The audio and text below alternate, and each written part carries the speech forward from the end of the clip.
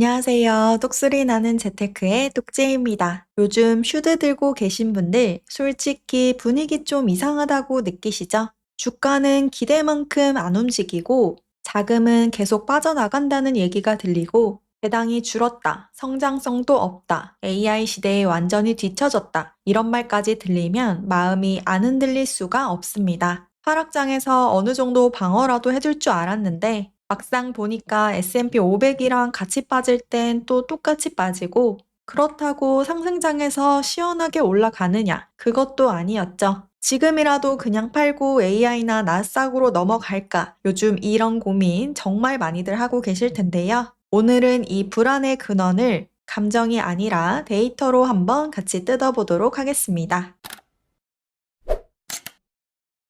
그럼 먼저 진짜로 슈드에서 돈이 빠지고 있을까요? 네, 진짜입니다. 최근 6개월 동안 약 2조 원이 넘게 이 슈드에서 유출됐고요. 미국 증시에 상장된 전체 주식형 ETF 3,243개 중에서 자금 순유입이 3,239위로 최하위권으로 추락했다고 합니다. 그럼 전체적으로 미국 증시 상황이 안 좋았냐? 그렇지 않죠. 2025년 ETF 총 유입액은 1.12조 달러라고 하고요. 작년 유입액을 아주 쉽게 넘어설 예정이라고 합니다. 부 ETF에만 10월 한 달간 177억 달러가 들어왔고 QQQ에도 63억 달러가 유입됐다고 하는데요. 즉 ETF 시장 전체는 이렇게 돈이 미친 듯이 들어오고 있는데 그 와중에 슈드에서는 자금이 빠져나가고 있다. 이게 바로 포인트입니다. 이런 자금 유출은 한국판 슈드에서도 찾아볼 수 있었는데요. 타미당, 솔미당, 에미당, 코미당,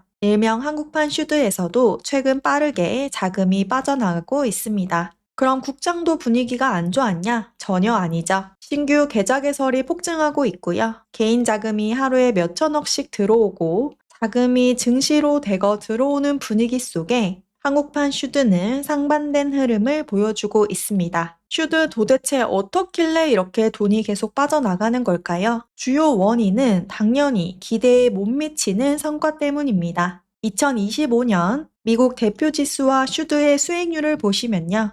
S&P 500 ETF인 부는 올 한 해 동안 14.13%가 상승했고요. QQQ는 그보다 더 높은 18% 상승하였습니다. 반면 같은 기간 슈드는 마이너스 1.35%를 기록했는데요. 올해 슈드에만 몰빵 투자했다면 정말 심리적으로 박탈감이 올 수밖에 없겠죠. 또 무위험에 가깝다는 스고브 ETF와 비교를 해봐도 초단기 채권형 ETF보다 성과가 못한 상태입니다. 이 정도면 그냥 스고브에 넣지 이런 말도 나올 정도니까요. 그럼 왜 이렇게 성과가 부진한 걸까요? 첫 번째, AI와 빅테크 장세에서 구조적으로 불리한 섹터로 구성되어 있습니다. 올해 연준의 금리 인하 기대, AI 관련 실적 기대, 빅테크의 실적 서프라이즈 이런 것들이 시장 전반을 끌어올려서 최근 미국 3대 지수 모두 사상 최고치를 기록했었는데요. 그런데 슈드의 섹터 구성과 주요 종목들을 보면 어떻죠? 요즘 시장에서 수익률을 끌어올릴 만한 빅테크, AI, 반도체 주식에 대한 노출은 굉장히 낮고요. 대신 에너지, 필수 소비재, 헬스케어와 같은 방어형 가치주 섹터가 굉장히 큰 비중을 차지하고 있습니다. 지정학적 리스크와 민감도가 높은 섹터로 집중되어 있죠. 게다가 트럼프는 유가를 지속적으로 낮추고 싶어 하기 때문에 지금처럼 성장주 빅테크 장세에서는 당연히 밀릴 수밖에 없는 섹터 구성입니다. 물론 이 슈드는 본인의 정해진 로직에 맞춰서 1년에 한 번 종목을 편입하고 편출하는 과정을 거치고 있지만요. 다소 아쉬운 부분이 있는 것도 사실입니다. 가령 주가가 많이 올라서 배당 수익률이 낮아지면 바로 편출이 되는데요. 대표적인 예로 마이크로소프트, 브로드컴이 있죠. 반면에 주가가 떨어져서 배당 수익률이 높아지면 슈드에 편입이 되는 경우도 있습니다. 로직대로 슈드는 잘 동작을 해주고 있지만 과연 이게 매번 옳은 선택인지 이런 의문을 가지시는 분도 계신 것 같습니다. 자금이 유출되고 성과가 부진한 이유 두 번째는 약해진 방어력입니다. 슈드 하면 어느 정도 성장도 잘 따라가주면서 하락장이 왔을 때 많이 빠지지 않았기 때문에 많은 분들에게 사랑을 받았었는데요. 올해 4월 트럼프 관세 발언으로 인해 폭락이 왔을 때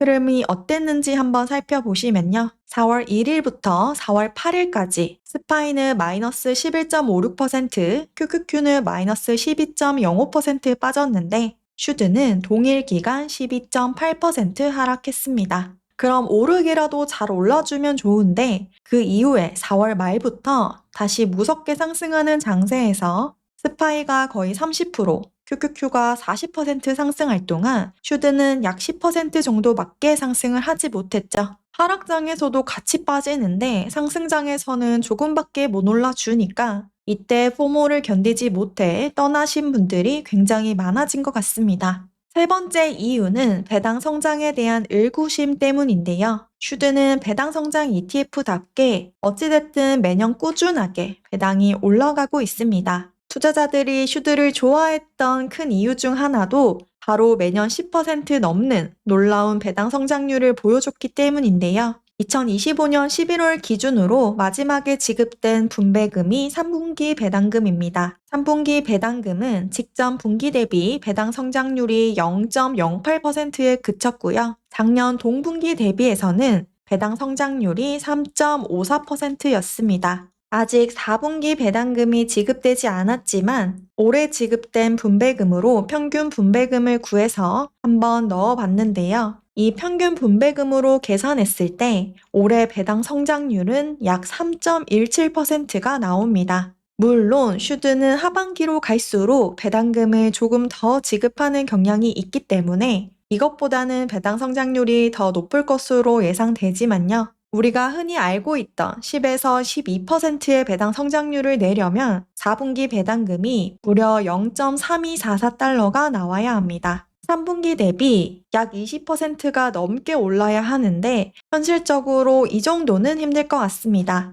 아마 한 자릿수 배당 성장률에 멈추지 않을까 예상되는데요. 연간 기준으로 보면 어찌됐든 배당은 증가하고 있는 추세고 구조적으로도 배당 성장이 망가진 건 아니지만 어찌됐든 최근 들어 2023년 그리고 올해 배당 성장률이 조금씩 낮아지고 있다 보니까 이 부분에 대해서 실망감을 느끼고 떠나는 투자자분들도 적지 않은 것 같습니다. 그럼 전문가들의 입장은 어떨까요? 슈드는 미국인들도 정말 많이 투자하고 있는 배당 성장 ETF인데요. 낮은 비용으로 높은 퀄리티의 로직이 작동하고 꾸준한 배당 성장을 보이고 있기 때문에 장기적으로 봤을 때 시장 대비 더 나은 수익을 기대할 수 있다. 그리고 다른 배당 ETF 대비해서 경제적 혜자 기업의 비중이 높다라고 의견이 나오고 있습니다. 최근에 부진한 건 성장주 편향 장세 때문이지 오히려 지금은 슈드를 싸게 살 수 있는 그런 기회다라고 이야기하는 쪽이 있고요. 반대 의견은 요즘 같은 AI 성장주 장세에서 슈드는 구조적으로 계속 밀릴 수밖에 없다. 방어형 고배당, 포트폴리오 분산 수단이라고는 하지만 실제 성과를 보면 만성적인 언더퍼폼을 보이고 있다라고 이야기하고 있습니다. 사실 투자라는 게 싸게 사서 비싸게 파는 거잖아요. 다른 주식들이 한참 가고 있을 때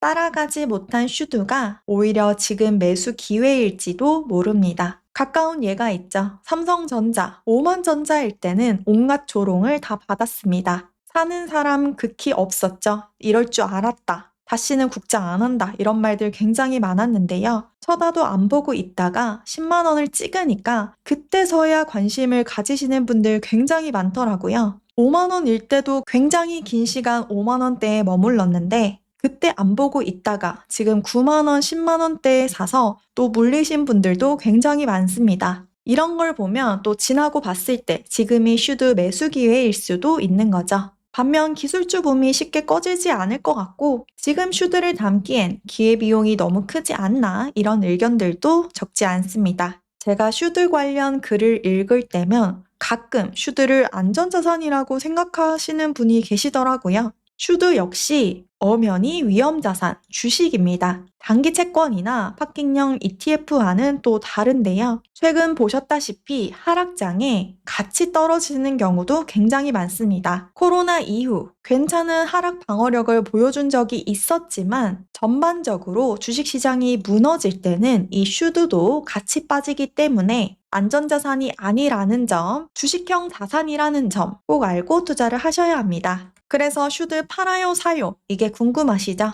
제가 지금 분위기를 보니까 내년에 리밸런싱을 보고 계속 가져갈지 아예 매도를 할지 고민하겠다라는 분도 계셨고요. 또 어찌됐든 아직까지는 배당이 성장해주고 있기 때문에 이 배당 성장률이 꺾이지 않는 한 계속 가져가겠다는 의견도 꽤 있었습니다. 또 지금처럼 소외받지 않기 위해서는 반드시 성장주와 같이 담아야 한다. 슈드에만 몰빵 투자하면 안 된다. 이런 의견들도 많이 보였는데요. 제 개인적인 의견을 말씀드리자면 지금 슈드를 팔지 가져갈지 고민이 되신다면 저는 그냥 파는 게 맞다고 생각합니다. 사실 이 슈드가 국내 투자자들에게 유행한 지 5년이 채 되지 않았잖아요. 근데 5년도 투자 못하고 불안하고 계속 물어보고 의심이 든다면 저는 매도하는 게 맞다고 생각합니다. 우리 사람마다 얼굴 생김새가 다 다르듯이 본인이 가지고 있을 때 마음 편한 종목도 전부 다 다릅니다. 저랑 남편도 각자 투자를 하고 있는데 계속 담아가는 종목 보면 정말 다르거든요. 그런 것처럼 남들이 뭐라고 하든 그 말에 휘둘리지 않고 주가가 떨어졌을 때 더 사고 싶어지는 종목, 그런 나에게 딱 맞는 종목을 찾으셔야 합니다. 그래도 큰 틀에서 말씀을 드리자면 목표가 명확하게 장기 배당 성장과 현금 흐름인 사람,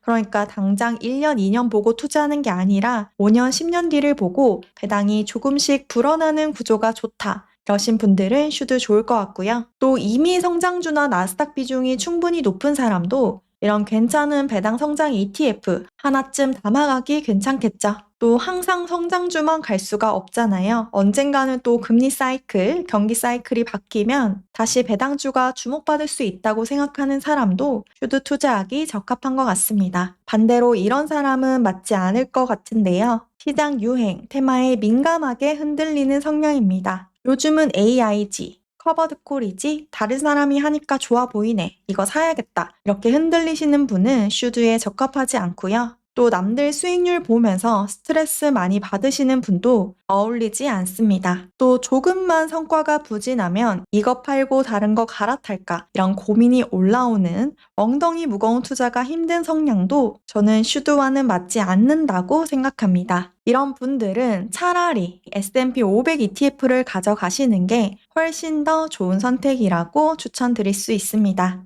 저도 슈드에 투자했었고 일부 직접 투자를 하고 있지만 아직 이 슈드 자체를 실패한 ETF라고 보기에는 섣부른 감이 없지 않아 있는 것 같습니다. 이런 한쪽 쏠림 장세에서 포모를 느끼지 않도록 포트폴리오 잘 배분해서 투자를 하셔야겠고요. 이번 기회에 나는 슈드에 적합한 투자자인지도 한번 돌아보시면 좋을 것 같습니다. 내년 리밸런싱 그리고 배당 성장률까지 잘 한번 체크해서 또 소식 전달드리도록 할게요. 마지막으로 똑제 전자책이 2025년 최신 개정판으로 업데이트 되었습니다.